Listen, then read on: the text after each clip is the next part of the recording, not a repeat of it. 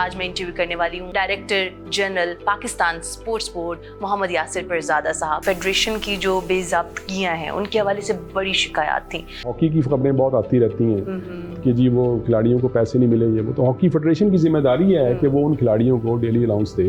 हमने तो hockey federation को 12 करोड़ रुपए दिया। मोहम्मद रियाज फुटबॉलर, उनकी एक वीडियो सोशल मीडिया पे वायरल हुई जिसमें वो जलेबियाँ बेच रहे थे।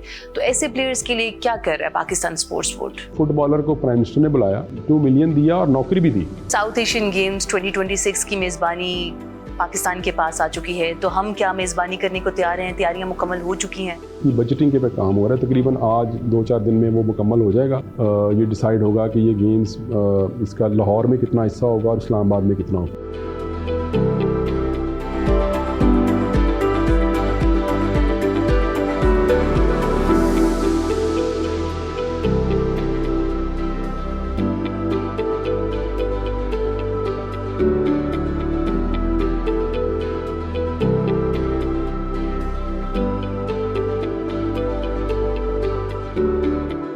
अस्सलाम वालेकुम नाज़रीन, मैं हूं आपकी मेज़बान नीलम अरशद और आप देख रहे हैं programme discover Pakistan exclusive. Viewers, games के हवाले से बात करेंगे आज, ना सिर्फ लोकल गेम्स बल्कि साउथ एशियन गेम्स की अगर बात की जाए 2026 की उसकी मेज़बानी पाकिस्तान के पास आ चुकी है। ओलंपिक गेम्स 2028 के हवाले से पाकिस्तान क्या तैयार है, मेडल्स जीतने के हवाले से और भी बहुत सारी चीज़ें स्पोर्ट्स के हवाले से जानने के लिए आज मैं मौजूद हूँ पाकिस्तान स्पोर्ट्स बोर्ड में। और हमारी एक्सक्लूसिव शख्सियत जिनका आज मैं इंटरव्यू करने वाली हूँ वो है director general Pakistan sports board Mohammad Yasir Pirzada साहब। सर, बहुत बहुत शुक्रिया आपके वक्त का। सबसे पहले तो मैनी कॉन्ग्रेचुलेशंस, तकरीबन 1 साल मुकम्मल हो चुका है। आप मुझे ये बताइएगा कि बतौर डीजी जब ओहदा संभाला तो तरजीहात में सबसे ज़्यादा किन किन चीज़ों को आपने मलहूज़ खातिर रखा? सबसे पहले तो मैंने आके ये देखा कि यहाँ पे ख़राबियाँ जो हैं वो कितनी पेचीदा हैं और गंभीर हैं। तो पता लगा कि काफ़ी मामला जो है ना वो ख़राब है और उसकी वजह ये है कि जो शफाफियत है, जिसको हम ट्रांसपेरेंसी कहते हैं या अकाउंटेबिलिटी कहते हैं स्पोर्ट्स में, वो उसका फुकदान है। हमारी नेशनल स्पोर्ट्स पॉलिसी तो बनी हुई है, एक पाकिस्तान स्पोर्ट्स बोर्ड का एक कॉन्स्टिट्यूशन भी है, तो रूल्स भी हैं, लेकिन उन पर अमल नहीं होता। दूसरी बात जो मैंने नोट की वो ये थी कि कुछ ऐसे रूल्स भी थे जो बनाने ज़रूरी थे, ठीक है, जो फिर हमने आके वो बनाए, कोड बनाए, रूल्स बनाए, एथिक्स के कोड बनाए। तो वो एक लंबा और तवील काम था जिसकी काफ़ी हमें मुखालफत भी बर्दाश्त करनी पड़ी, जिसकी मुझे समझ नहीं आई कि अगर कोई आप स्पोर्ट्स बोर्ड जो है अगर वो ये कहे कि जी स्पोर्ट्स फेडरेशंस में या स्पोर्ट्स में ट्रांसपेरेंसी होनी चाहिए, शफाफियत होनी चाहिए, एहतसाब का अमल होना चाहिए, तो इसमें क्या गलत बात है? ना ये IOC के चार्टर के ख़िलाफ़ है, इंटरनेशनल ओलंपिक कमेटी के, और ना ये कोई आलमी जो रवायात हैं या कवानीन हैं उनके ख़िलाफ़ है, ठीक है ना। तो लेकिन ये एक बड़ी मेरे लिए हैरानी की बात है। बिल्कुल सर, तरजीहात तो आपने बता दी। अब ज़रा आते हैं कि आपने क्या क्या यहाँ पर अमली तौर पर इक़दामात लेकर आए, तो किन किन चीज़ों को आपने टारगेट किया? हमने यहाँ पे आके कोड ऑफ एथिक्स जो है ना वो बनाया, और वो बनाया बिल्कुल जो इंटरनेशनल जो स्पोर्ट्स फेडरेशंस हैं या बाकी दुनिया के UK, USA, कनाडा, बरतानिया और इवन स्विट्ज़रलैंड, जहाँ पे इंटरनेशनल ओलंपिक कमेटी का हेडक्वार्टर है, तो जिस तरह के उन्होंने वो कोड बनाया हुआ एथिक्स का, उस तरह हमने भी एक कोड बनाया और वो कोड बना के हमने उसको नाफिज कर दिया। इससे पहले नहीं था। मिसाल के तौर पे अगर कोई डोपिंग करता है या कहीं पे कोई इसको कहते हैं ना कि वो सिफारिश से अगर कोई आगे आने की कोशिश करता है, या जो मेरिट पर नहीं आता, या कोई प्लेयर जो है उसका हक मारा जाता है, या कुछ भी ऐसी जो भी खराबियां आपको स्पोर्ट्स में नज़र आती हैं, तो उसके लिए कोई कोड ऑफ एथिक्स नहीं था। हमने वो बनाया और वो हमने नाफिज कर दिया। ये एक बड़ा अच्छा, मैं फिर कहूँगा इसकी मुखालफत हुई, मुझे नहीं समझ आया कि क्यों मुखालफत हुई इसकी, ठीक है। अच्छा, फिर हमने एक इलेक्शन कमीशन भी बनाया। अच्छा, वो भी हमारे कॉन्स्टिट्यूशन में लिखा हुआ था कि आपका एक इलेक्शन कमीशन होना चाहिए, लेकिन कभी नहीं बना था। तो हमने आगे पहली दफ़ा वो इलेक्शन कमीशन बनाया, और इंडिपेंडेंट इलेक्शन कमीशन है जिसमें कि सुप्रीम कोर्ट के लेवल के 3 वकील हैं जो इलेक्शन कमीशन है, और उसके रूल्स बनाए। वो रूल्स बना के हमने वो नाफिज किए बोर्ड से अप्रूव करवा के।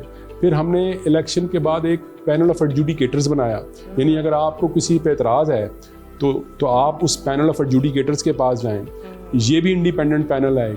अच्छा, फिर हमने एक और जो बड़ा काम किया है वो ये है कि जो अंडर 19, अंडर 16 की जो टीमें होती हैं उसकी एज वेरिफिकेशन का कोई तरीक़ेकार नहीं था। पहले कोई इसकी पूछ कुछ कोई नहीं थी, ठीक है ना।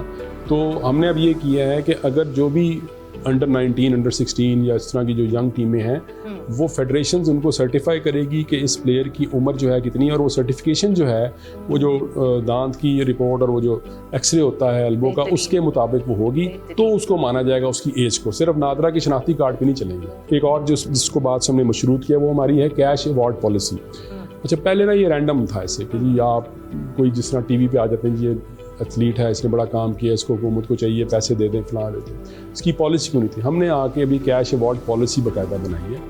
उसमें हर स्पोर्ट जो है उसके अवार्ड्स लिखे हुए हैं। अगर आप ओलंपिक का मेडल जीतेंगे तो इतने पैसे, कॉमनवेल्थ का, इस्लामिक गेम्स का, साउथ एशियन गेम्स का, एशियन गेम्स का, ठीक है, ब्रिटिश ओपन, US ओपन, फलां, इसकी हमने पॉलिसी बना दी बाकायदा। अब आप मेडल जीते और ये उसकी पॉलिसी, इसके मुताबिक हमने ऑलरेडी तकरीबन 2 तकारीब हम कर चुके हैं, और कोई मेरा ख्याल है 80-90 मिलियन से ज़्यादा पैसे जो हैं हम इसमें डिस्ट्रीब्यूट कर चुके हैं। और हमने फिर हमने जो एक काम किया वो ये किया था कि टीमें हमारी बाहर जाती हैं, कोई इसका क्राइटेरिया नहीं है, मिसाल के तौर पे कि आपका नाम आ गया, मेरा नाम आ गया, हम बाहर चले गए। हमने कहा जी जिस टीम को आप बाहर भेज रहे हैं उसके ट्रायल्स कहाँ कंडक्ट होते हैं, वो ट्रायल्स कंडक्ट करें, उसको नोटिफाई करें, वेबसाइट पे लगाएं, फिर वो प्लेयर्स पोटेंशियल परफॉर्मा हमें बताएं कौन सा है, और ये भी बताएं कि आप जिन प्लेयर्स को भेज रहे हैं वो उनकी रैंकिंग क्या है, क्या वो नेशनल चैंपियन है, क्या वो अंडर 19 के चैंपियन है, वो किस चीज़ के चैंपियन है।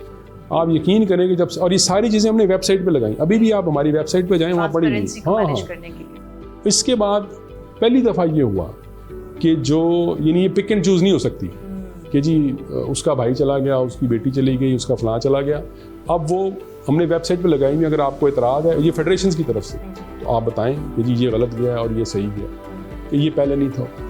फर्स्ट टाइम हमने फेडरेशन से इनके ऑडिटेड अकाउंट्स मांगे, लेकिन आपको ये भी जान के हैरत होगी कि 44 फेडरेशन हैं, 44, उनमें से अभी तक मेरा ख्याल है 22 के आए हैं और 22 के नहीं आए। सर मैं इसी के हवाले से आपसे क्वेश्चन करना चाह रही थी कि फेडरेशन की जो बेज़ाब्तगियाँ हैं उनके हवाले से बड़ी शिकायत थी, तो अभी किन किन फेडरेशन के ख़िलाफ़ आपके पास कोई इंक्वायरीज आई हैं या कोई शिकायत मौसूल हुई हैं, कोई इंक्वायरी वगैरह करने का आपका इरादा है ऐसी फेडरेशन के ख़िलाफ़? अच्छा, मैं एक ना आपको यहाँ थोड़ी सी एक मिसकंसेप्शन है वो दूर कर दूँ। फेडरेशन जो है ना ये ऑटोनोमस बॉडीज़ हैं और ख़ुद मुख्तार हैं, और इनके अपने कवानीन हैं और अपना आइन है, और इनको ये एफिलिएटेड हैं अपनी बैनुल-अक़वामी फेडरेशंस के साथ, ठीक है, तो वो उनके ताबे हैं। हम उनको एज सच हमारे वो यानी ये नहीं हम कह सकते कि वो हमारे मातहत हैं, ठीक है, ना हमें चाहिए कोई, क्योंकि वो दुनिया भर में ऐसा ही होता है, ठीक है। अलबत्ता ऑटोनॉमी के पीछे आप छुप नहीं सकते इस बात पे कि जी ये मेरी मिस गवर्नेंस को या करप्शन को ना पूछा जाए, ये दुनिया में कहीं नहीं होता। तो ये जो मुखालफत की मैंने बात की वो यही थी एक्चुअली में, कि जब हम ये बात करते थे कि कोड ऑफ एथिक्स होना चाहिए, गवर्नेंस होनी चाहिए, फलां होनी चाहिए, तो वो कहते थे जी हमारी ऑटोनॉमी में मुदाखलत है। भाई ऑटोनॉमी में मुदाखलत कैसे? ये तो IOC के चार्टर में लिखा हुआ है कि ऑटोनॉमी जो, हाँ, कि ऑटोनॉमी की आड़ में आप ये डिफेंस नहीं ले सकते कि आप हमें पूछे ना। अभी रिसेंटली एक फेडरेशन ने क्लेम किया कि जी वो पता नहीं वो चैंपियन बन गए हैं। हमने उनसे जब पूछा तो वो कि जी चैंपियन तो आप नहीं बने, आपने गलत रिपोर्टिंग की, उनको हमने एक शोकाज दिया हुआ है, ठीक है ना। इसी तरह ये आप हॉकी की खबरें बहुत आती रहती हैं कि जी वो खिलाड़ियों को पैसे नहीं मिलेंगे, वो तो हॉकी फेडरेशन की जिम्मेदारी है कि वो उन खिलाड़ियों को डेली अलाउंस दे। हमने तो हॉकी फेडरेशन को 12 करोड़ रुपये दिया। सही सर, मैं इसी पे हवाले से क्वेश्चन करना चाहिए थी कि भाई कौमी खेल हमारा जो हॉकी है उसके हवाले से काफ़ी काम किया जा रहा है, जो कि नज़र भी आ रहा है। सर कुछ खिलाड़ियों का गिला होता है कि उनको बाद में पूछा नहीं जाता, जैसा अभी मोहम्मद रियाज फुटबॉलर, उनकी एक वीडियो सोशल मीडिया पे वायरल हुई जिसमें वो जलेबियाँ बेच रहे थे। तो ऐसे प्लेयर्स के लिए क्या कर रहा है पाकिस्तान स्पोर्ट्स बोर्ड? नहीं देखिए ना, वो तो फुटबॉलर को प्राइम मिनिस्टर ने बुलाकर मेरा ख्याल है 2 मिलियन आई थिंक या 2 मिलियन दिया और नौकरी भी दी, और PM साहब खुद मिले और मुझे बताएं क्या इज्जत अफजाई हो, ठीक है। और हॉकी की जो आपने बात की, मैंने बताया उनको हमने 12 करोड़ से ज़ायद के फंड दिए। फिर अभी जो उनके टूर गए हैं उसकी टिकटें भी हमने स्पॉन्सर की हैं। लेकिन जो डेली लाउंस का बार बार सुनते रहती है ना, ये हॉकी फेडरेशन की जिम्मेदारी है, ये उन्होंने देने हैं, क्योंकि उनके अप्रूव करदा रेट हैं जो उनके बोर्ड ने किए हैं। जैसे कि मैंने कहा वो ऑटोनोमस है, ठीक है, तो वो हमने उनसे पूछा भी आप दें, क्यों नहीं देते आप उनको, ठीक। तो ये चीज़ें जो हैं ये बड़ी ट्रिकी भी हैं साथ साथ, क्योंकि इनकी ऑटोनॉमी भी है और बहरहाल हमारी जिम्मेदारी भी है कि हमने इनमें ये इंश्योर करना है कि इनकी गवर्नेंस दुरुस्त हो और यहाँ पे करप्शन या मिसमैनेजमेंट ना हो। दूसरी जो बात एक बड़ी अहम है वो थी कि हमारी जो फैसिलिटीज़ है उसके हवाले से हम यहाँ पे मैं क्या बताऊँ कि बहुत बुरा हाल था, यानी कि हॉस्टल्स का, जो एथलीट्स जो यहाँ पे आते हैं ठहरते हैं, उनके खाने का वो सारा हमने उसको निज़ाम को ठीक किया। अब बुफे लगाते हैं उनके लिए, खाने की क्वालिटी और बेहतर कर रहे हैं, बल्कि हम इसको सोच रहे हैं कि हम इसको किसी को आउटसोर्स कर दें और बिल्कुल जो किचन है वो ऐसे स्टाइल का हो कि जैसे कोई इंटरनेशनल लेवल का होता है, लेकिन इसमें थोड़ा सा टाइम लगेगा। लेकिन अभी एग्जिस्टिंग जो हमारे पास रिसोर्सेज हैं उसमें हमने ये इंप्रूवमेंट इसमें किया। फिर हमने ऑनलाइन कर दी हमारी तमाम जो मेंबरशिप्स हैं। अब अगर आपको मेंबरशिप चाहिए हमारी स्विमिंग की या जिम्नेजियम की या टेनिस की, किसी की, you just go to our website और आप वहाँ पे ऑनलाइन अप्लाई करें, ऑनलाइन पेमेंट करें, और उसकी फ़ीस भी बहुत कम है, वो आप करें। इससे पहले तो ये कोई इसका हिसाब ही कोई नहीं था, और जो इससे जो हमारी इनकम जनरेट हुई वो कई गुना बढ़ गई, क्योंकि वो जो पिलफरेज थी वो हमने बंद की। सही सर, बड़ी ही दिलचस्प गुफ्तगू चल रही है, लेकिन यहाँ पर वक्त हुआ एक ब्रेक का। ब्रेक के बाद वापस आते हैं और गुफ्तगू का सिलसिला यहीं से जारी रखेंगे। Stay with us. ब्रेक के बाद आपको कहूँगी खुशामदीद। आज हमारे एक्सक्लूसिव मेहमान हैं DG Pakistan sports board Yasir Pirzada साहब, उनसे गुफ्तगू जारी है। सर, अपकमिंग बहुत सारे ऐसे चैम्पियनशिप्स आ रहे हैं। साउथ एशियन गेम्स 2026 की मेज़बानी पाकिस्तान के पास आ चुकी है, तो हम क्या मेज़बानी करने को तैयार हैं? तैयारियां मुकम्मल हो चुकी हैं? देखिए, तैयारियां तो ठीक हैं। जनवरी 2026 में इसकी अभी डेट आई हुई है, तो इस हवाले से इसके ऊपर फ़िलहाल जो काम हो रहा है वो मैं आपको बताता हूँ कि इसकी बजटिंग के पे काम हो रहा है। तकरीबन आज 2-4 दिन में वो मुकम्मल हो जाएगा। उसके बाद वो जो है फाइनली ये डिसाइड होगा कि ये गेम्स इसका लाहौर में कितना हिस्सा होगा और इस्लामाबाद में कितना होगा। वेन्यूज़ को आपको हाँ, क्योंकि कुछ गेम्स ऐसी हैं जो कि सिर्फ इस्लामाबाद में हो सकती है, जैसे कि एथलेटिक्स वगैरह, क्योंकि ये जहाँ जिना स्टेडियम में हो सकती है, ये कहीं और नहीं हो सकती। तो उस हवाले से बजट की कुछ बाइफर्केशन करनी है और फिर फाइनली वो जो बजट है वो गवर्नमेंट को सबमिट करना है, तो उसके बाद फिर इसकी एग्जीक्यूशन शुरू। तैयारियां हमारी मुकम्मल हैं, ये जी, कहा बस जा सकता है। हाँ ठीक है सर, इंटरनेशनल लेवल पर अगर खिलाड़ियों के टेस्टिंग की बात की जाए, स्पेशली डोपिंग की बात की जाए, तो उसके हवाले से बहुत ज़्यादा, जिसे कहते हैं ना, कड़ी तनकीद हमें देखनी पड़ती है। तो उसमें हमारे जो स्पोर्ट्स बोर्ड है उसका क्या किरदार है? I feel very proud to say कि हमने हमारे यहाँ जो पहले एंटी डोपिंग के जो रूल थे, पाकिस्तान ना सिग्नेटरी है यूनेस्को का, जिसमें ये कहा गया है कि आपने डोपिंग के जो इंटरनेशनल रूल्स हैं उनको फॉलो करना है। तो मैं बिल्कुल विद ऑल ह्यूमिलिटी मैं कहूँगा कि हमने इस पर काम किया और फाइनली इस साल अप्रैल 2025 में हमने कैबिनेट से अप्रूव करवा के वो नोटिफाई कर दी for the first time in Pakistan. Pakistan anti doping board, ठीक है, PADB, वो हमने बना दिया। और ये इससे पहले जो भी रूल्स थे वो इनफॉर्मली चल रहे थे, ठीक है। नंबर 1 ये बहुत बड़ा काम है जो कि ये हुआ है, यकीन करें। दूसरा ये है कि वो डोपिंग पे हमारी बिल्कुल ज़ीरो टॉलरेंस पॉलिसी। हमने पिछले साल 140 डोप टेस्ट किए, और ये भी बिल्कुल जो इसका एक डोप टेस्ट अच्छा खासा, ये महंगा भी होता है, लाखों रुपए लगते हैं। पाकिस्तान में चूँकि कोई लैब नहीं है तो कतर में भेजने पड़ते हैं और वो डॉलरों में उनकी पेमेंट करनी पड़ती है। लिमिटेड रिसोर्सेज में ये रिकॉर्ड टेस्ट थे जो हमने किए। इंशाल्लाह इस साल उससे भी ज़्यादा वो हम करेंगे। और अब हम जो है ना, ये जो डोपिंग के जो रूल्स हैं इनको हम फर्दर भी रिफाइन कर रहे हैं, ताकि बिल्कुल जो इंडिपेंडेंस है उसकी वो इस्टेब्लिश हो जाए। और वर्ल्ड एंटी डोपिंग एजेंसी जो है, एक और इम्पॉर्टेंट बात जो वो ये थी कि उसने पाकिस्तान को वॉच लिस्ट में डाला हुआ था, क्योंकि हम ये काम नहीं कर रहे थे, ऑर्गेनाइजेशन नहीं बना रहे थे, रूल्स नहीं बना रहे थे, टेस्ट मुकम्मल नहीं कर रहे थे। ये सारे काम हमने किए, तो पाकिस्तान उस वॉच लिस्ट से निकल आया। वो जो FATF वाली नहीं सुनती हैं वॉच लिस्ट, उस तरह की इनकी भी है एग्जैक्टली। तो वो बड़ी खतरनाक है। It's a good achievement sir कि आपके एग्जीक्यूशंस के बाद, काफ़ी सारी चीज़ों के बाद हम लोग उस चीज़ से निकल आए हैं। वेल, मेरे ख्याल में अच्छी चीज़ों को हमें इनकरेज करना चाहिए, लेकिन जो लोग ऑब्वियसली जो इसको डिस्करेज कर रहे हैं तो उनके कुछ ना कुछ अपने कुछ मकासद हैं डेफिनेटली। एनीवेज, आगे बढ़ते हैं सर। अब कुछ इंटरनेशनल गेम्स के हवाले से बात कर रहे थे। ओलंपिक्स 2028 किस हद तक पाकिस्तान रेडी है? तैयारियाँ हैं हमारी? कितने मेडल्स हम लोग जीतने की उस पोजीशन में हैं कि हमें लगता है कि नहीं, we can do that? Medals जीतना तो, ये कहना तो बड़ा मुश्किल काम है कि पाकिस्तान कितने मेडल जीतेगा। पाकिस्तान के हवाले से तैयारी का मैं आपको बताता हूँ। जिस तरह आपको याद है ना, अभी जो हमने मेडल जीता अर्शन नदीम ने, उसके ऊपर प्राइम मिनिस्टर ने ऐलान किया था कि Arshan Nadeem high performance academy बनेगी। वो हाई परफॉर्मेंस एकेडमी भी हम यहाँ बना रहे हैं। Nice. और वो एक उसके 2-3 कंपोनेंट्स हैं। एक बायोमैकेनिक्स लैब है, state of the art biomechanics lab, one of its kind Pakistan में, वो हम बना रहे हैं यहाँ पे। दूसरा एक बिल्कुल उसका जो एथलीट्स होंगे वो एलीट एथलीट्स हम सिलेक्ट करेंगे पाकिस्तान के, जो कि ज़्यादातर जो इंडिविजुअल स्पोर्ट्स हैं उनमें से, क्योंकि आपकी इंडिविजुअल स्पोर्ट्स में ही पोटेंशियल है। जेवलिन भी आपकी इंडिविजुअल स्पोर्ट थी, वो जो आपके कंटिंजेंट में जो शूटर गए वो भी इंडिविजुअल स्पोर्ट्स के थे। इसी तरह आपका अगर कोई हाई जंपर या किसी में कुछ ना कुछ अगर कोई ना कोई आपका पोटेंशियल है तो वो इंडिविजुअल स्पोर्ट्स में ज़्यादा है।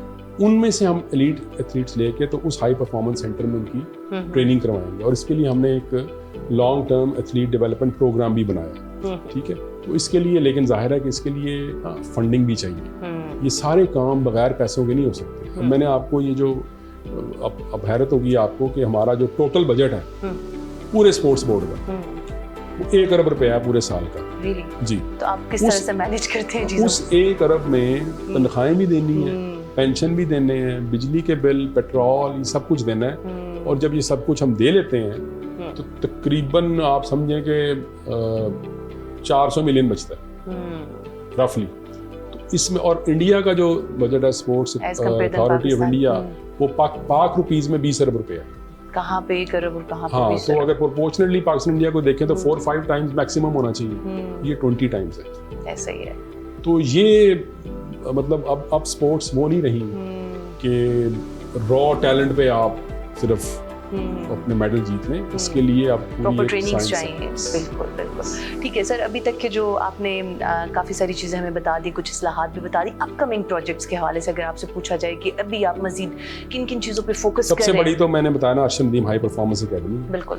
इसी तरह हमारे यहाँ पे ना जो स्टेडियम्स में अगर आप देखें तो हमारे वो इलेक्ट्रॉनिक्स स्क्रीन्स और इलेक्ट्रॉनिक डिस्प्ले टाइमर वगैरह वो नहीं लगे हुए, तो वो हम उसको लगाने की इंशाल्लाह वो कर रहे हैं हम। और वो भी अगले, मुझे लगता है कि हम होपफुल के अगले 6-8 महीनों में वो भी मुकम्मल हो जाएगी। That's a big thing. वो भी कई साल से पेंडिंग है और वो नहीं चल रहा। कराची में हम एक फुटबॉल स्टेडियम जो है उसका हमने ऑलमोस्ट टेंडर डिज़ाइन कर लिया और अगले 2-4 हफ्तों में वो भी फ्लोट करेंगे। स्कर्दू में हम एक बना रहे हैं, Pakistan sports centre, coaching centre Skardu में। उसका ऑलरेडी टेंडर अवार्ड तकरीबन हो चुका है, उसके प्रोसेस में भी जारी है। तो ये मोटे मोटे 4-5 काम हैं जो अभी इस वक्त हम कर रहे हैं। तो sir, last question about discover Pakistan TV.